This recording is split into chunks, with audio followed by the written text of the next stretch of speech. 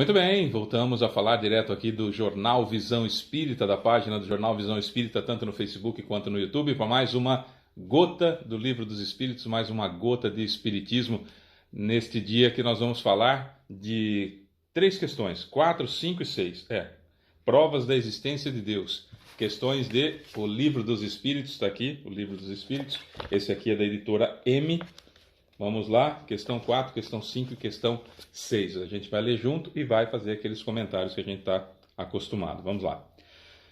Onde se pode encontrar a prova da existência de Deus? Onde se pode encontrar a prova da existência de Deus? Perguntas muito pertinentes, desde aquela época já eram pertinentes, né, quando Kardec as fez.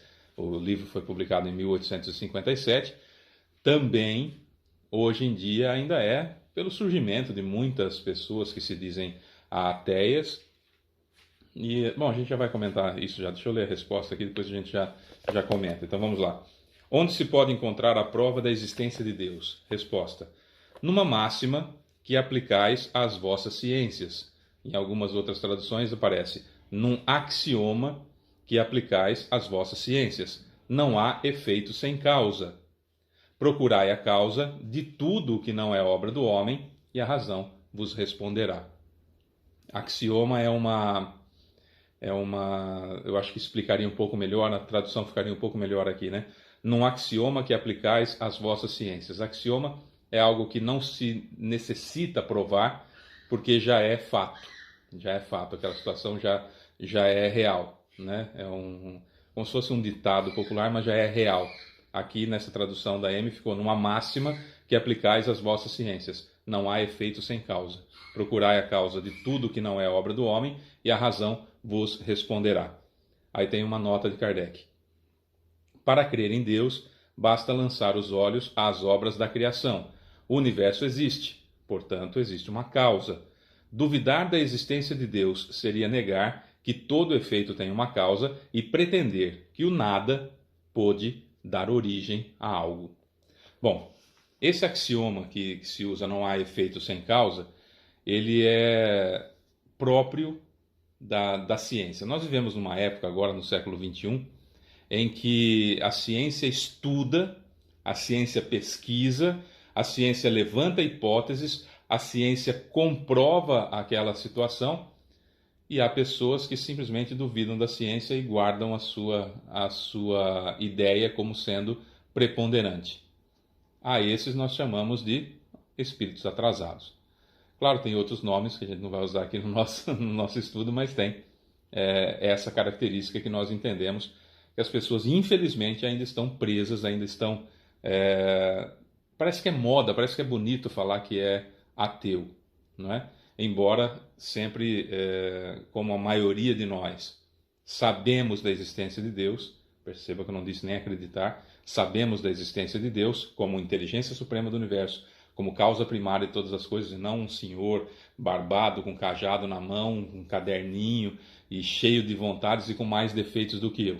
Então esse é a grande diferença. Então o ateu é que tem que provar para a gente, por serem minoria, tem que provar para a gente a inexistência de Deus. E eles não conseguem, porque quando você vê, por exemplo, uma semente germinar, já está resolvida a questão, já não tem mais como não explicar, não entender que há uma causa primária para tudo isso. Quer mais? Vamos então com as descobertas dos novos telescópios, a grandeza do universo, as distâncias a serem percorridas, como é a Via Láctea, a complexidade da Via Láctea, a Terra redonda girando, que se comprova isso simplesmente olhando para o céu à noite, vendo as estrelas, como elas se comportam, e que voltam para exatamente o mesmo lugar um ano depois. Enfim, tem todas essas situações que os terraplanistas, que ainda insistem na teoria da conspiração, que acham que só eles estão certos, ainda teimam em dizer que não existe. E condenam a ciência simplesmente porque acham. Isso é uma característica de um espírito que ainda não atingiu um grau de evolução suficiente para poder compreender que, na realidade, tudo que existe no universo foi criado por algo, não por alguém. A gente já estudou isso nos vídeos anteriores. Por algo. E esse algo pode se chamar de força infinita, pode se chamar de Deus, pode se chamar do nome que quiser. O fato é que tem criador, né? E isso é fácil de perceber só olhando. Quem tem olhos de ver, vê. Questão número 5, vamos ver se dá tempo. Que consequência se pode tirar do sentimento intuitivo que todos os homens têm em si da existência de Deus? Repito, questão número 5. Que consequência se pode tirar do sentimento intuitivo que todos os homens têm em si da existência de Deus? Resposta: que Deus existe. Pois de onde lhes viria esse sentimento se não se apoiasse em nada? É mais uma consequência do princípio de que não há efeito sem causa. Aí a questão número 6 tem uma ligação. O sentimento íntimo que temos em nós da existência de Deus não seria obra da educação e produto das ideias adquiridas? Tá, esse instinto, essa coisa intuitiva que a gente tem de Deus não seria tradição que foi passando de pai para filho, etc, etc? A resposta: se assim fosse, por que os selvagens teriam esse sentimento? Pergunta dos Espíritos. Aí tem uma frasezinha de Kardec. Se o sentimento da existência de um ser supremo fosse apenas produto de um ensinamento, não seria universal e só existiria, como as noções científicas, entre os que pudessem receber esse ensinamento. Então Kardec, que é o bom senso encarnado, já resolve toda a situação. Espera lá. A gente traz dentro da gente a ideia de que existe um ser supremo, um criador. Beleza, isso é fato, isso a gente realmente tem. E sempre teve, todos os povos têm. Em todas as épocas da humanidade sempre houve. Né? Aí Kardec pergunta na sequência: olha, pera lá, tudo bem, sempre houve, mas será que não é a história que um vai passando para o outro, os ancestrais falavam, os mais antigos falavam e vão passando para os mais novos, que seria fruto da educação de um povo? Os Espíritos respondem: se fosse assim, os selvagens não teriam esse sentimento. E aí perceba que nos dias de hoje, a gente sabe o que acontece no Japão imediatamente. A gente sempre fala aqui no Brasil sobre o Japão porque são 12 horas de diferença, né? Quando é meio-dia aqui é meia-noite lá. Então, o que acontece no Japão, imediatamente a gente fica sabendo aqui. Imediatamente. Se alguém pegar um celular, né, lá no Japão e entrar ao vivo no Facebook, eu assisto aqui. Instantaneamente. Isso hoje acontece. Eu me lembro, por exemplo, quando eu era mais novo, que eu assistia Fórmula 1, adorava Fórmula 1, e o Grande Prêmio do Japão era 2 horas da manhã, quando era horário de verão, era 3 horas da manhã, e às vezes chegava a imagem primeiro, e a voz do Galvão Bueno vinha por telefone, e naquela época já tinha, por telefone já era imediato. Se nós voltarmos 200 anos, tem nada disso. Dificilmente um povo se comunicava com o outro.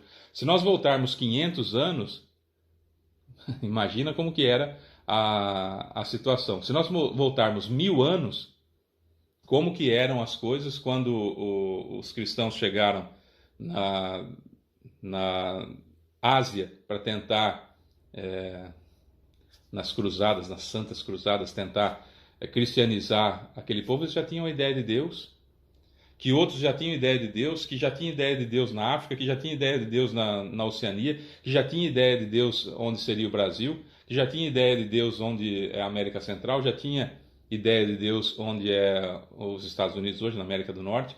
Quer dizer, não importa a parte do mundo, sempre houve a ideia de um ser que criou tudo.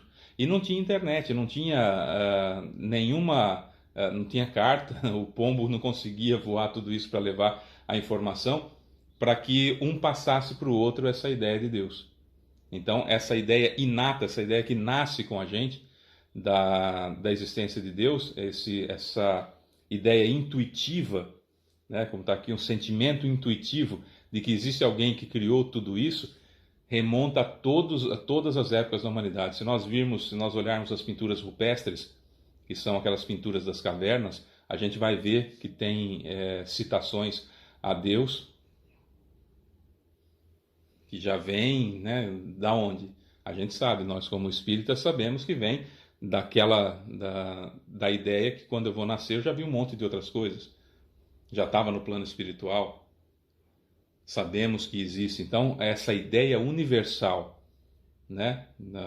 Vamos colocar essa ideia mundial de que Deus existe, é algo que nós temos aqui dentro por ser verdade. É isso que o Espiritismo vem trazer. Por que é que nós estamos fazendo esse compêndio dessas três questões? Porque a ideia do Espiritismo é justamente facilitar o nosso entendimento. Trazer para o bom senso, trazer para o raciocínio. Fé inabalável só é aquela que pode encarar a razão face a face em todas as épocas da humanidade, diz Kardec em O Evangelho segundo o Espiritismo. Fé inabalável só é aquela que pode encarar a razão face a face em todas as épocas da humanidade. Depende da tradução, vamos falar que eu estou acostumado. Fé inabalável só é aquela que pode encarar a razão face a face em todas as épocas da humanidade. Certo?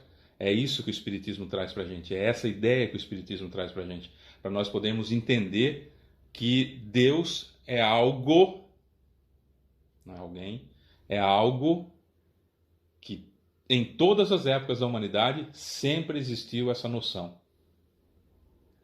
Quando a gente olha em qualquer coisa que não foi feita pelo homem, evidentemente foi feito por uma inteligência superior que se dê o nome que queira. E quando a gente consegue ver o macrocosmo, além do microcosmo, né, que seriam as mini partículas e tudo mais, com os microscópios extraordinários, com os telescópios extraordinários se vê o macroscópio. E esse macroscópio, essa grandiosidade do universo, que infinito que é, a gente já falou sobre infinito nos outros vídeos, a gente sabe que existe um Criador, que se chama Deus, Força Suprema do Universo, seja lá o nome que se queira dar, mas que não é um sujeito com uma barba comprida, com um cajado na mão e com mais defeito do que eu. Definitivamente, isso não é Deus. Deus é a inteligência suprema do universo, causa primária de todas as coisas, e aí sim. Sou Fábio Pereira, essa é mais uma gota do Livro dos Espíritos, mais uma gota de Espiritismo. Até amanhã.